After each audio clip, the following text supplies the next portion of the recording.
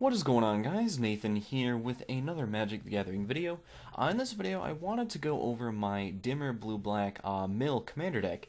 Now, this deck is about 90% true milling, where you're actually getting your opponent to discard cards, and there are also some protections for yourself in the deck as well. Just a little bit of removal or defense to sort of protect yourself against some of the hate that you might draw from targeting a specific player, and that constitutes about 10% of the deck.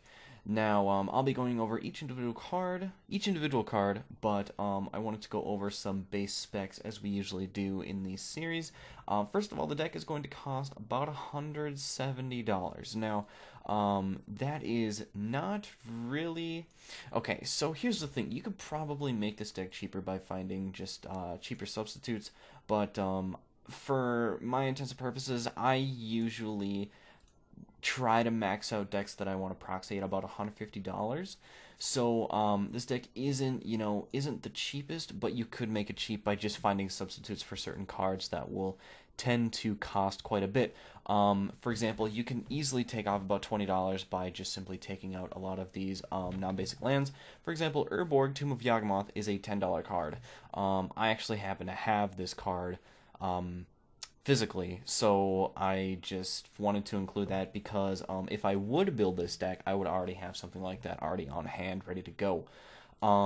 So I think, so for example, oh, I guess I took out the Temple non-basic land, but like something like a Shelldock Isle, I'm pretty sure that's, yeah, that's a $5 card. Oh, no, that was the high bid, never mind.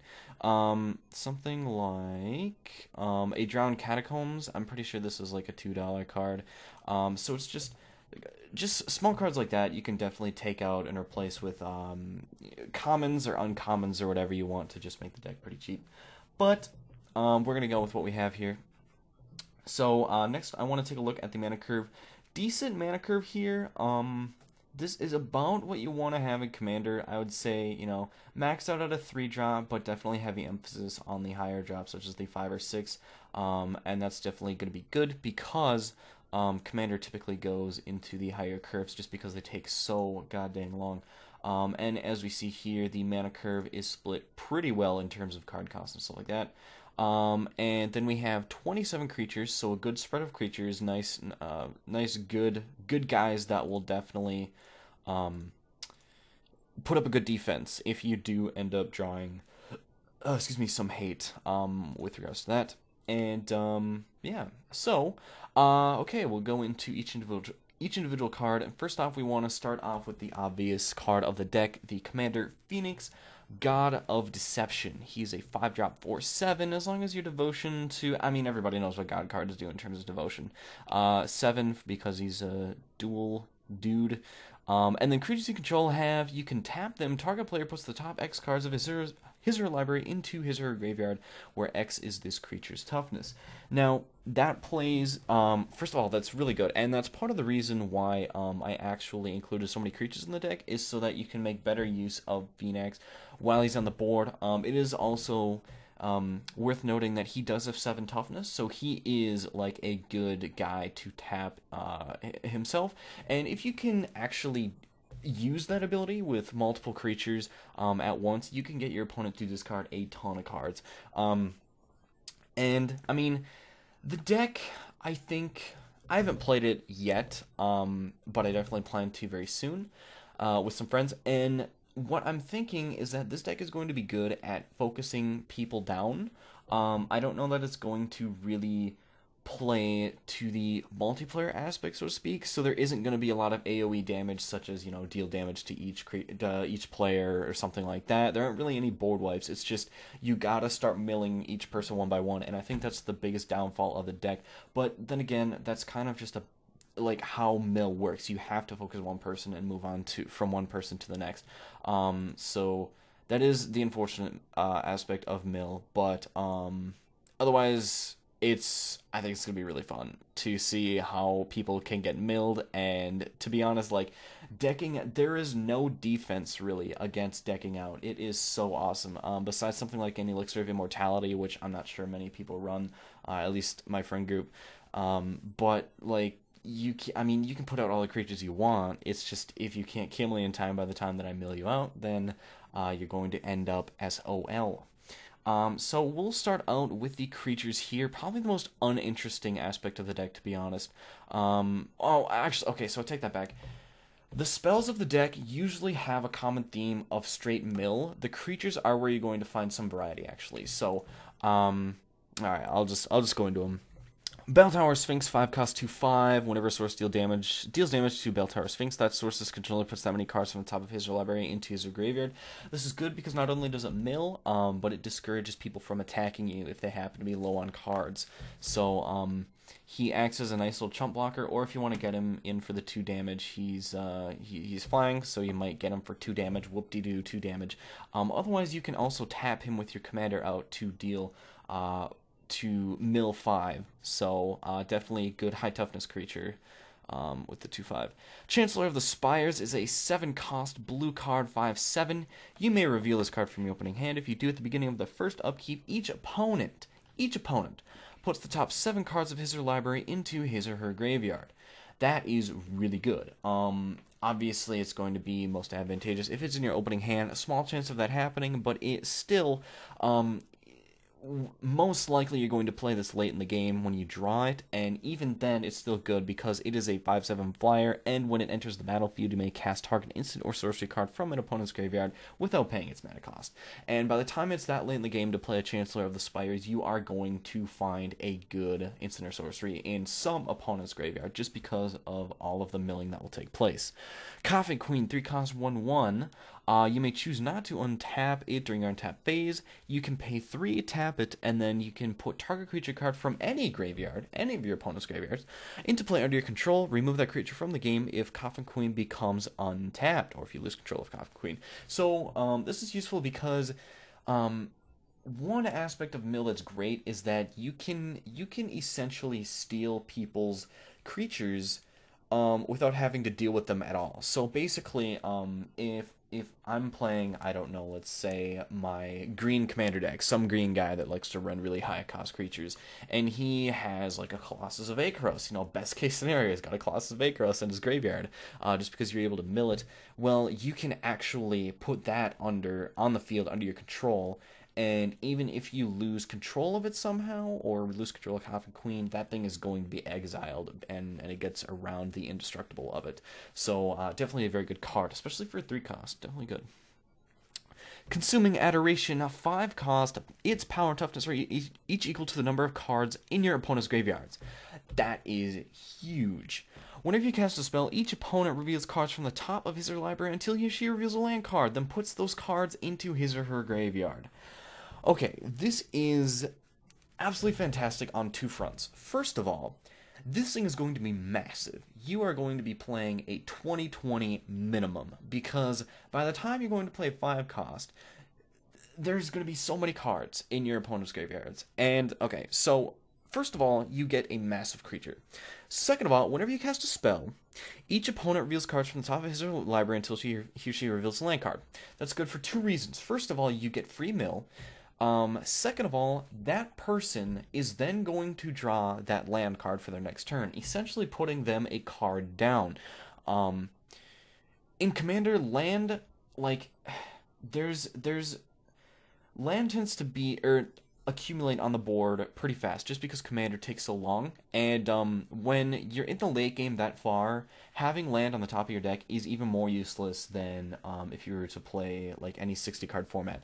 So that's, I think, even more valuable than it would see in just normal play. But this is definitely just an absolute bomb in this deck. It is so good. Diluvian Primordial, 7 cost 5/5, flyer. When it enters the battlefield for each opponent, you may cast up to 1 target instant or sorcery card from that player's graveyard without paying its mana cost. If a card cast this way would be put into a graveyard this turn, exile it instead.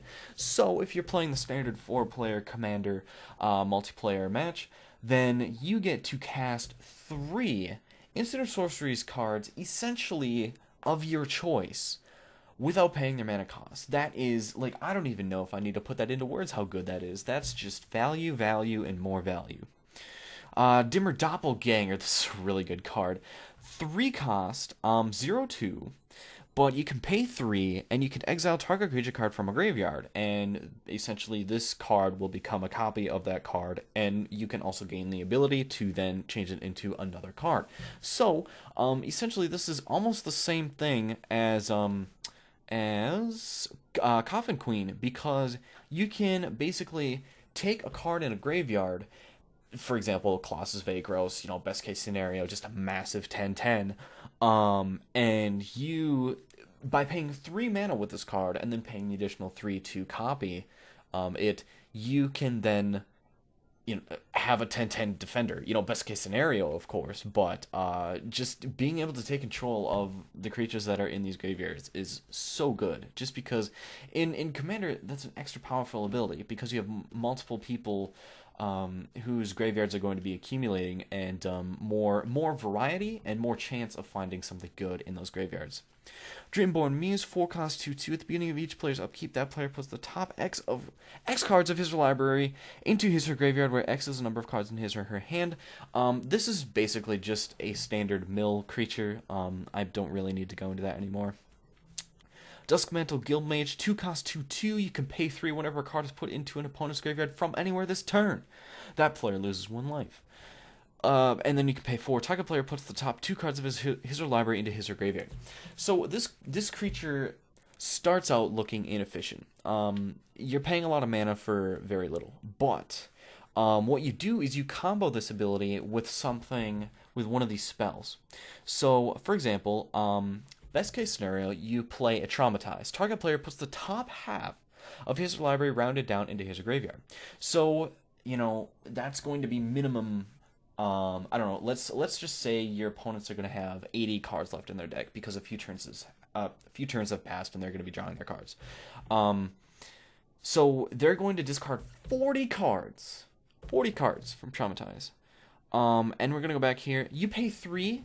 That opponent just lost 40 life because they were able to discard or mill that many cards from their deck to the graveyard. That is insane. So comboed correctly, this card can be a definite bomb. Geth, Lord of the Vault, 6 cost 5/5, Intimidate. So definitely he's got some decent attack going for him. But you can pay X black, put target artifact or creature card with converted mana cost X from an opponent's graveyard onto the battlefield under your control tapped. That's permanently. Then that player puts the top X cards of his or her library into his or her graveyard. So you're getting double value, triple value essentially with this card. You are paying 6 mana for an Intimidate 5/5. That's the first value. That's incredibly good, by the way.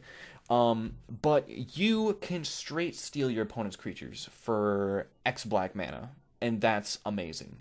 They do enter tapped, but you wouldn't get to use them anyway, even if they came in under your control. You couldn't attack them anyway because of Summoning Sickness. So, and then finally, the third value is that then that player puts the top X cards of his library into his or graveyard. So, unfortunately, it's not the other way around, because that would be ridiculous, frankly. But free mill as the third value. Grave Titan, 6 cost, 6/6. I think everybody knows what Grave Titan does. Death Touch. When it enters the battlefield or attacks, put 2/2 zombies. He was included mostly because I had run out of creatures that I wanted to have. I needed another slot for like a higher cost minion, and Grave Titan I mainly included him just because he's value. He's value, more value. So it's also nice to have those bodies on the ground. A, if somebody's attacking you, or B, if you need to tap them for Phoenix's ability as well. Haven Gull Lich, 5 cost 4/4, 1 for 1 colorless. Excuse me. You may cast target creature card from a graveyard this turn.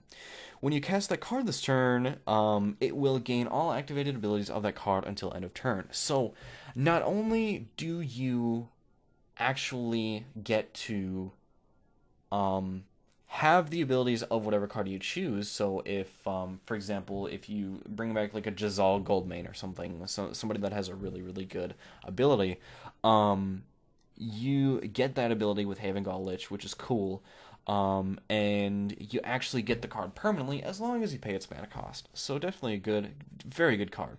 Hedron Crab, it looks like a harmless 0/2 for 1 blue, but landfall, whenever a land enters the battlefield under your control, target player puts the top 3 cards of his or library into his or graveyard. So if you can get this out in turn 1, turn 2, turn 3, it's not going to draw that much hate. You can keep playing lands, keep milling it, and before long you manage to mill 12 lands from an opponent with this card for 1 mana. Definitely good. Isleback Spawn, 7 cost 4/8. Shroud, it'll get +4/+8 as long as the library has 20 or fewer cards in it. This is obviously a late game drop. Late game bomb, frankly, because then it'll be an 8/16. That's insane. Or if you manage to play it before it has the +4/+8, you can still tap it to mill or attack with it. It has Shroud, it doesn't matter. It's going to be staying there for a while. So that's definitely a good card. Jace's Archivist, however you want to pronounce it. 3 cost 2/2. You can pay 1 blue, tap it. Each player discards his or her hand, then draws cards equal to the greatest number of cards a player discarded this way. So this is basically card draw, and in these mill decks, card draw can almost be as valuable as just straight milling people, because they are going to. So with this ability, I would say that on average, they're going to probably draw about 5 cards. 5 cards is probably going to be the max that you'll find in a player's hand.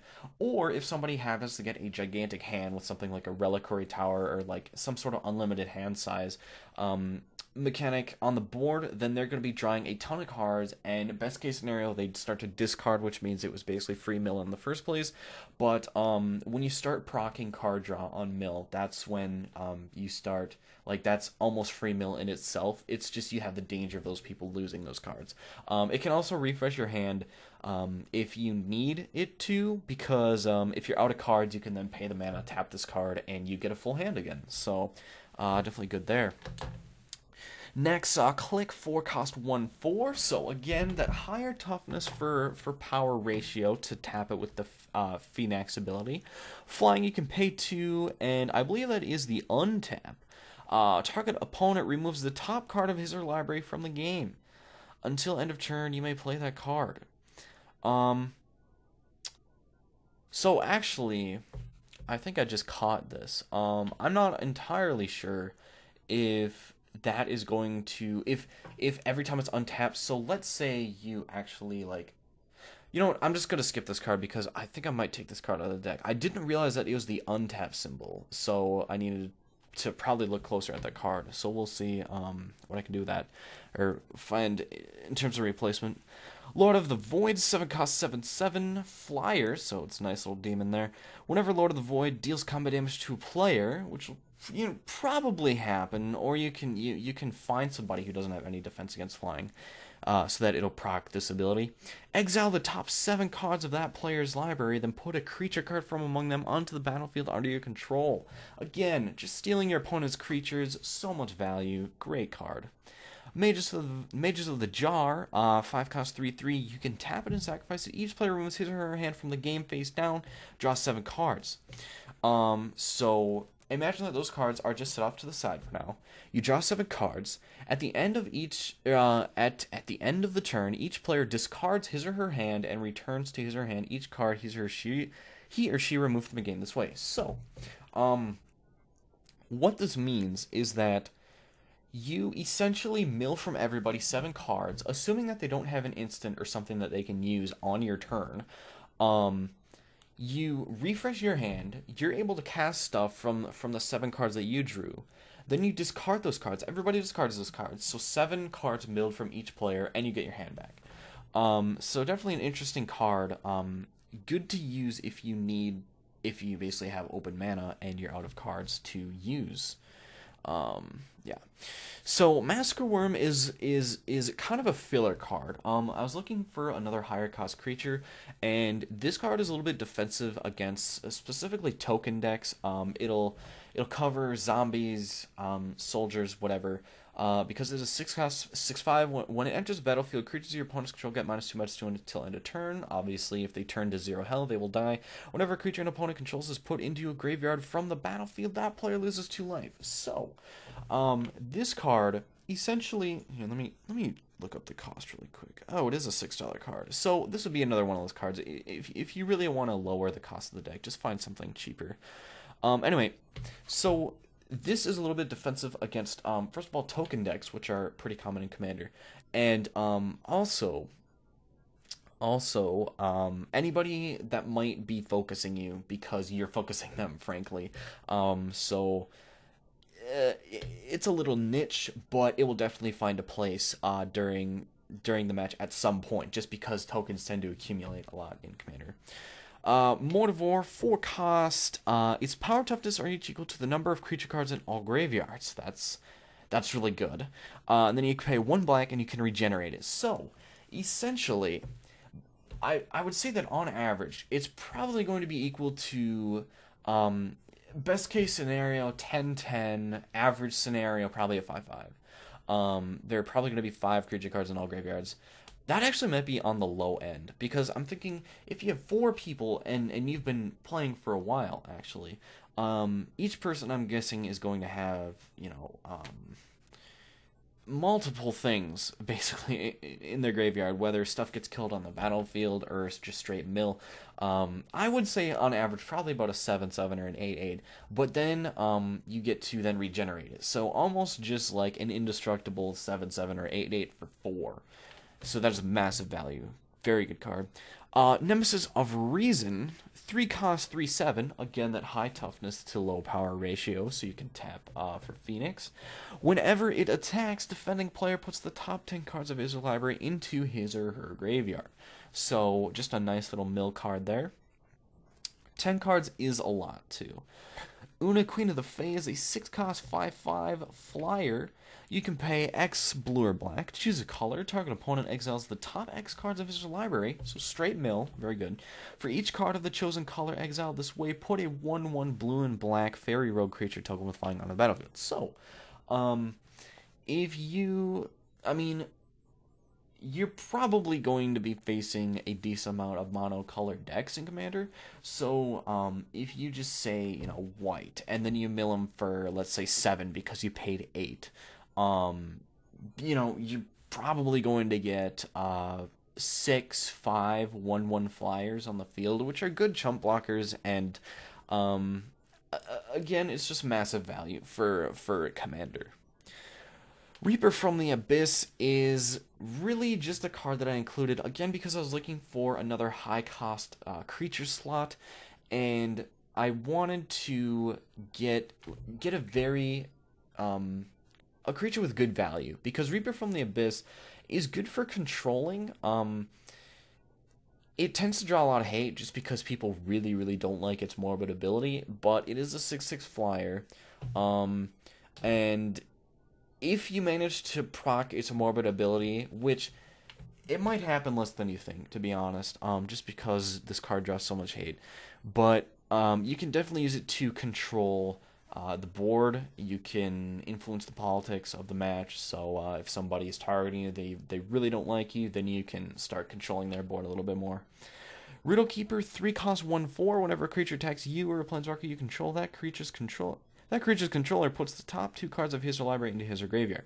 So, it's not massive defense. It's kind of a chump blocker, get people to or intimidate people into not attacking you.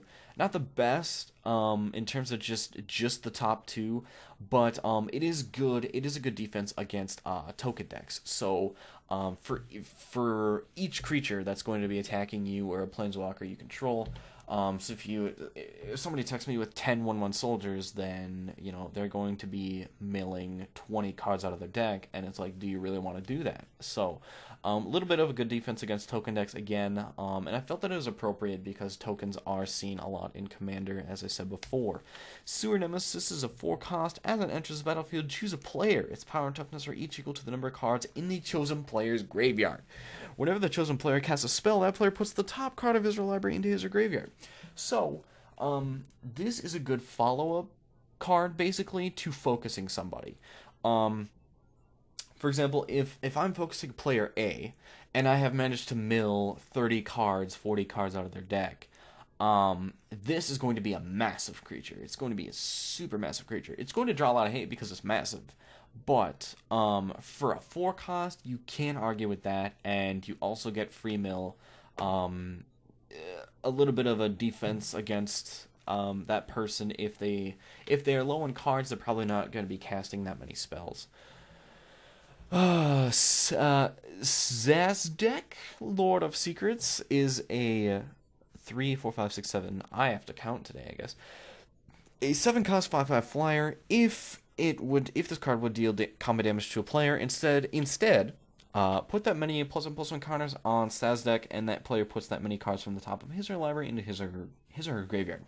So the thing about this card is that it doesn't deal combat damage, which is important to note. But it is massive mill if you can start farming him. Because, okay, so let's say his first attack gets through, he's going to deal 5 damage to a player. That means that player A is going to mill 5 cards, and then this card is going to be a 10/10 flyer now. So essentially, he doubles his power toughness every time that he makes contact with an enemy. So that's amazing if you can start farming him pretty high. Rexiel the Risen Deep is a 3, 4, 5, 6 cost, 5/8 with Island Walk, Swamp Walk. Whenever it deals combat damage to a player, you may cast target instant or sorcery card from that player's graveyard without paying its mana cost. If that card will be put into a graveyard this turn, exile it instead. So, you're going to basically have free combat damage against blue or black players, but otherwise it is a 5/8, so it's going to survive for a while. And first of all, you can focus somebody who doesn't have much defense to get that ability in, or you can just tap it again with Phoenix's ability to mill 8 cards, which is pretty significant. And then we have a little bit of defense for ourselves. Yixlid Jailer, in case you're running into a sort of graveyard interaction black player. Cards in graveyards lose all abilities, and that is just a 2 cost 2/1. So that's definitely a good card for what we're playing with here, because we're going to be running into a lot of creatures and a lot of graveyards. Alright. So we'll move on to the spells here. I guess we'll just go to sorcery. Search target opponent's library for a creature card and put that card into play under your control. Then that player shuffles his or her library. Cards like this are very good in Commander because not only do you have a choice of different opponents and what you expect their decks to be based on their playstyles. For example, you're going to have a higher chance of playing against a green, massive creature player, where you might find something like a Worldspine Worm in something like a green player's deck. Otherwise, you can basically grab the highest mana cost creature in that player's deck, and you get it. So, I can't believe how this card is a 5 cost. It should be at least a 7 or 9 cost, because you're essentially getting the highest mana cost card in somebody's deck. Not only are you taking it away from them so that they can't play it, but you get it now. So, again, our example of, Colossus of Akros. That's just an insane card. And, or something like a Worldspine Worm. And suddenly you're going to have that under your control for 5 mana. That's so good. Glimpse the Unthinkable is a 2 cost, it's just straight mill card. A target player puts the top 10 cards of his or her library into his or her graveyard, so definitely good value. Increasing Confusion, X blue. Target player puts the top X cards of his or her library into his or her graveyard. If Increasing Confusion was cast from a graveyard, that player puts twice that many cards into his or her graveyard instead. So, this card is actually, target player puts 3 times what X is into his or her graveyard, because let's say, okay, turn 1 you pay, let's say 7 for this card. So target players, no, let's say you pay 8. So target player is going to put 7 cards of his or her library into their graveyard. Next turn goes around, because you're all tapped out, you untap again, you flash it back for the X blue. Then they now put in 14 cards. So in total, after using these 2 X abilities, they're going to mill 21 cards from their library into their graveyard. That's so good. Memory Sluice, just a blue-black. Target player puts top 4 cards of his or library into his or graveyard. So that is pretty standard, kind of very worth its uncommon status because it's not super efficient, but you can conspire it You're probably not going to want to, just because you're not seeing that much value unless you conspire it with something like a Gixlid Jailer or like a Bell Tower Sphinx or something. Um, because really, your creatures, if you do happen to have two untapped creatures, you're probably just better off tapping them for Phoenix's ability and milling them that way. Mind Funeral. Target opponent reveals cards from the top of his or library until 4 land cards are revealed. That player puts all cards revealed this way into his or graveyard. So, first of all, with this card, you're getting straight mill, and second of all, you're denying that player 4 draws, basically, because they're going to have 4 lands sitting on the top of their deck that they know is there. So, they're going to be running very giant cards. You're going to be giving them mana, whatever. Commander, everybody gets mana. That's how it works. But just straight mill, and if they get particularly unlucky and their 4 land cards are 20 cards deep, which is not, impossible, because if you think about it, you should encounter about 4 land cards for every 10 cards that you unveil, because most commander decks have about 40 land out of their 100 card deck, so that's 4 out of 10. So that means that they, on average, in terms of the law of large numbers, this should, in theory, be, mill the top 10 cards of their deck, and they get 4 land cards on top of their library. So that's definitely good value for 3 mana. Mind Grind is awesome, because it targets each opponent. So X blue-black, each opponent reveals cards from the top of his or library until he or she reveals X land cards, then puts all card reveal this way into his or graveyard. X can't be 0. So what you can do is pay a ridiculous amount of mana. Let's say we paid 9, so you get 7 as X. Each opponent reveals cards from the top of his or library until he or she reveals X land cards. So 7 land cards, that's going to be, if we apply our math from before, I don't really have a calculator on me, but if we have, so if we got a 40% ratio, then if 7 is equal to 40%, then we're going to have to do, so times 7, so that should be about 17.5 cards on average, I think, if I did my math correctly, should be milled before an opponent can encounter 7 land cards. So then puts all cards revealed this way into his or graveyard. So you're not denying them draws, I guess, because those cards will be going into their graveyard, but you're milling for a massive amount for each player, which is so good. Psychic Drain, X blue-black. Target player puts the top X cards of his library into his or graveyard, and you gain X life. So a little bit of sustain there, otherwise straight mill. Sadistic Sacrament is a really good card. 3 black, you can kick it for 7. Search target player's library for up to 3 cards, exile them, then that player shuffles his or her library. And if it was kicked, that number becomes 15. So what you can do is, you essentially, you're not only milling your opponent for cards, and they're going straight to exile, but you are basically taking away their most powerful creatures and spells from their deck. So you can essentially find, something with the highest mana cost, the 15 highest costing cards in their deck, exile them, and they won't be able to play those. So that will definitely weaken the power of their deck. Like, it's crazy.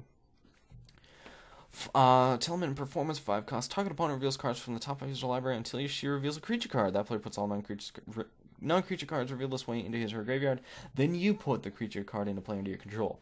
This is pretty much like Bribery, but instead of choosing the creature that you get, you instead get to mill them for that creature card, which is probably 2-3 cards on average. So you're gonna mill them for 2 or 3, but then you get that creature onto the battlefield, so that's pretty good. Traumatize, covered this before. This is probably the biggest mill card in this entire deck. Target player puts the top half of his or her library rounded down into his or graveyard. That's unbeatable. So much mill. That's crazy. Tunnel Vision, 6 cost, name a card. Target player reveals cards from the top of his or library until the name card is revealed. If it is, that player puts the rest of the revealed cards into his or her graveyard and puts the name card on top of his or her library. Otherwise, that player shuffles his or her library. So, this card is good mostly when you're playing with your friends, I'm not gonna lie, because you are probably going to know the deck that your opponents are playing, and you're going to know certain cards in that deck. So if I know that my opponent is playing one of the I don't know, for example, one of the Commander 2014 decks or Commander 2013, whatever. I'm going to know what cards are in that deck, and I can then identify a card. For example, if I said, most decks run a Soul Ring. So if somebody doesn't have a Soul Ring out on the battlefield, I'll say, all right, I'm going to name Soul Ring. They're going to mill their deck until they get to Soul Ring. That, best case scenario, that's 90 cards. 80, or more like 80 cards, because you're going to be drawing basically 10 from turns, 1 through 5, whatever. But not only do you get massive mill if it's on the bottom of the deck, but also they're going to draw that card. So for example, they're going to draw Soul Ring. Well, Soul Ring isn't really going to save you in most situations if you are milled that far. So it's essentially a dead draw if you manage to name one of their more useless cards.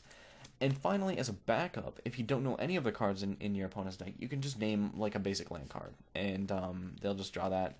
You're definitely not getting the value, though, if you do that with this card, but it's kind of a risky card. Whispering Madness, 4 cost. Each player discards their hand, then draws cards equal to the greatest number of cards a player discarded this way. And then you can cipher it. So, this is going to be basically free mill, essentially, because you're discarding your hand and then drawing cards.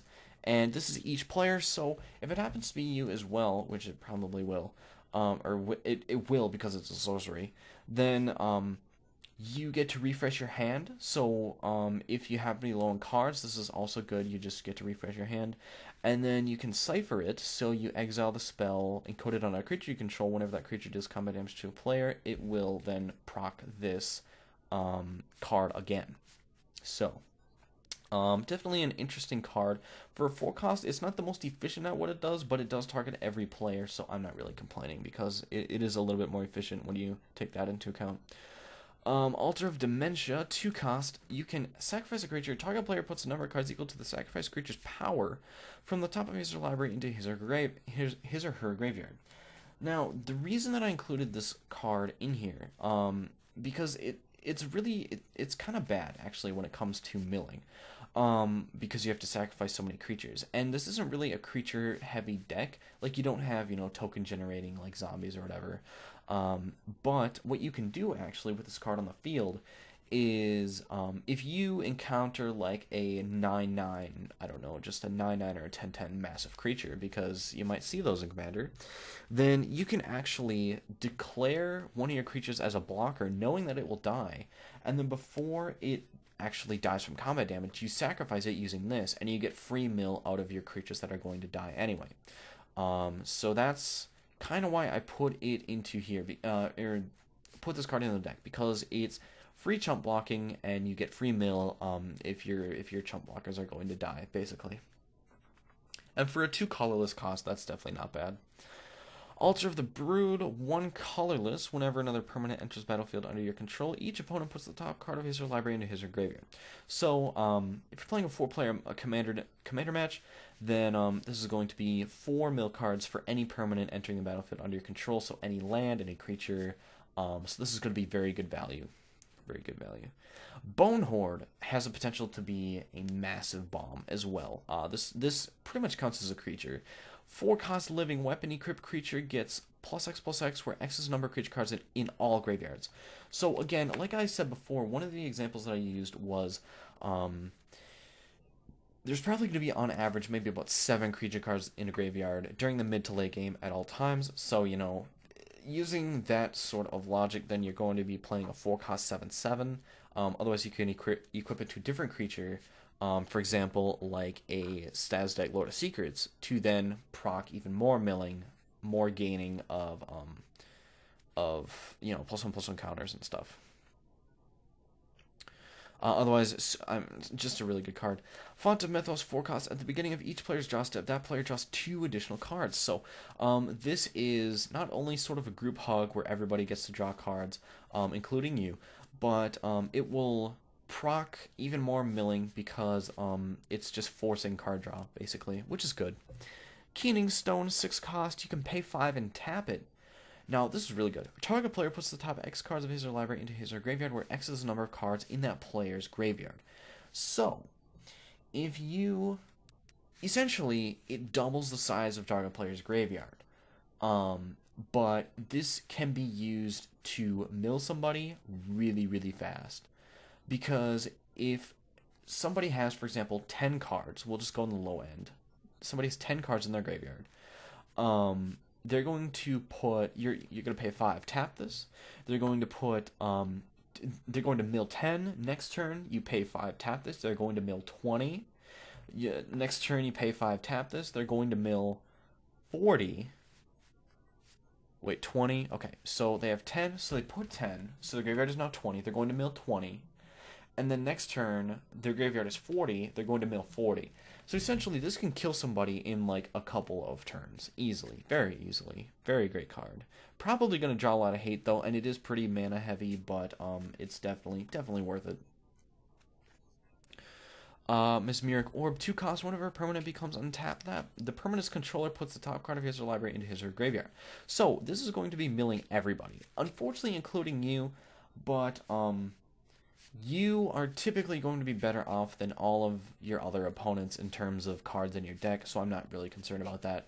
So this is like whenever a permanent becomes untapped. So people, if you play this in the late game, people are going to be untapping, 7 land, 10 land, and then their creatures, 10 1/1 tokens, best case scenario, or 5 creatures on the board, or whatever, or artifacts that were tapped. So this is definitely going to pretty much kill everybody in a couple of turns very easily. And because of that, it's probably going to draw a lot of hate again, but that's assuming that your opponents are going to have artifact removal. So essentially, this will speed up the whole milling game very quickly. Mind Crank is a 2 cost. Whenever an opponent loses life, that player puts that many cards from the top of his or library into his or her graveyard. So that is whenever an opponent, so not you, which is very good. But essentially, this helps out with your opponents actually targeting each other. If somebody's going to take 10 damage, then they're going to mill 10. And that's, like, insane. That's very good for just being a 2-cost artifact. Classic Soul Ring, just good mana card. 1,000-Year Elixir is a 3-cost. You may activate abilities of creatures you control as though those creatures had haste. You can pay 1, tap it, untap target creature. Now, what this does is this basically synergizes with Phoenix's ability, where creatures you control will always have the tap target player, mill, blah, blah, blah. And then with this, you essentially can activate that ability as soon as they enter the battlefield, which is really, really good. Very good, yeah. Force Fruition, 6 cost. Whenever an opponent plays a spell, that player draws 7 cards. Again, forcing the draw is essentially extra mill, especially when each player's maximum hand size is going to be 7, and you're milling each player for 7 cards essentially every turn. So, well, each time they play a spell. So that's going to definitely be once, even twice per turn. That's insane. Memory Erosion, 3 cost. Whenever an opponent casts a spell, that player puts the top 2 cards of his library into his or graveyard. So low cost enchantment. It's again just kind of your standard mill card. It's it penalizes the people who have really low cost spells. In Commander, you're not going to counter that as much. But this card is okay for what it does, so I decided to include it anyway. Jace Memory Adept is a pretty good card. I think he's a pretty expensive card too, so he'd be one of the cards that you'd want to take out. Well, he's a $5 card, whatever.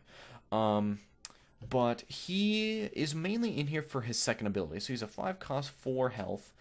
And his 0 cost is target player puts the top 10 cards of his or library into his or her graveyard. So that's a free mill 10 for literally nothing. And that's pretty good.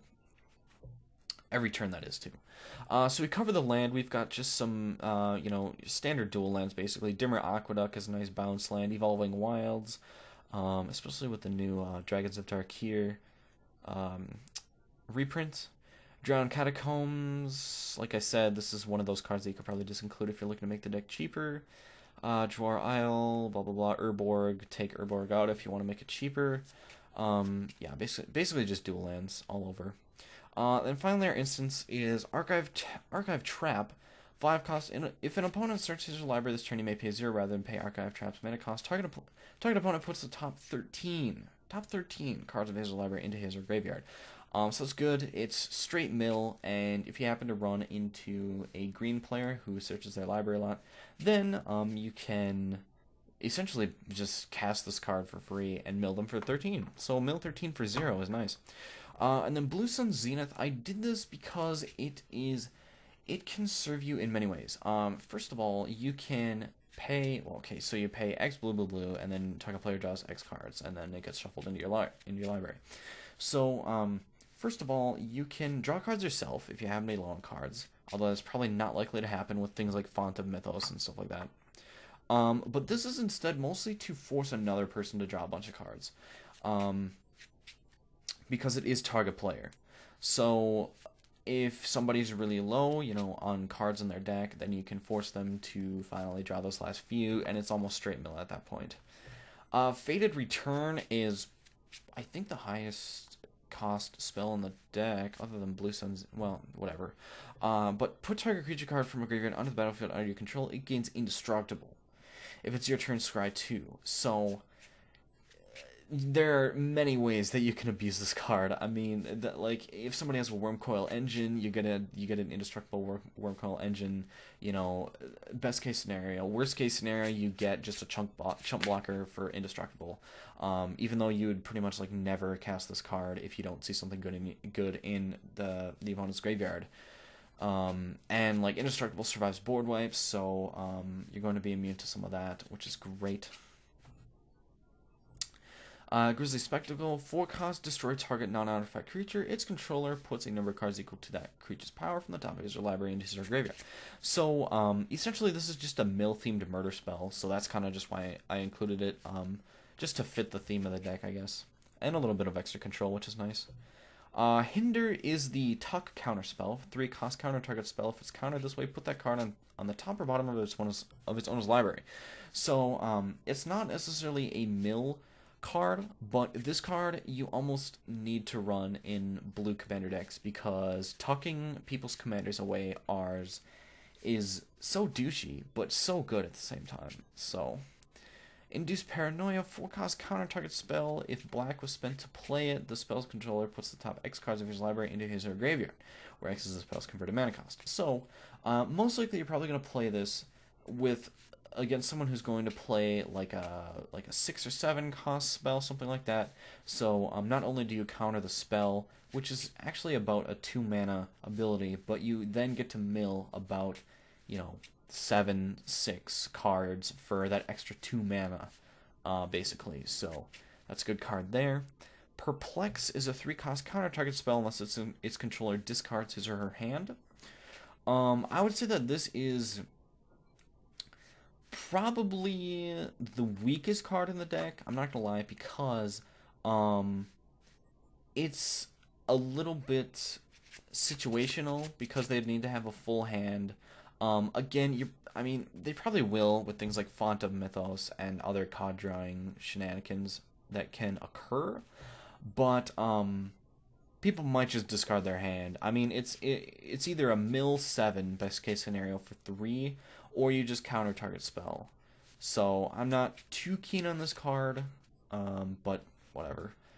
Tragic Slip finally is the best pretty much destroy spell in the game.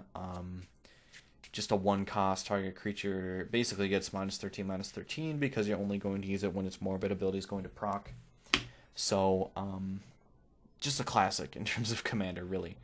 So, that was my Dimmer Mill deck. I think this deck is very solid, and I'm really excited to try it out, actually, because, it's just, by the way, average converted mana cost is 4, which is pretty good for Commander, actually. That's definitely decent.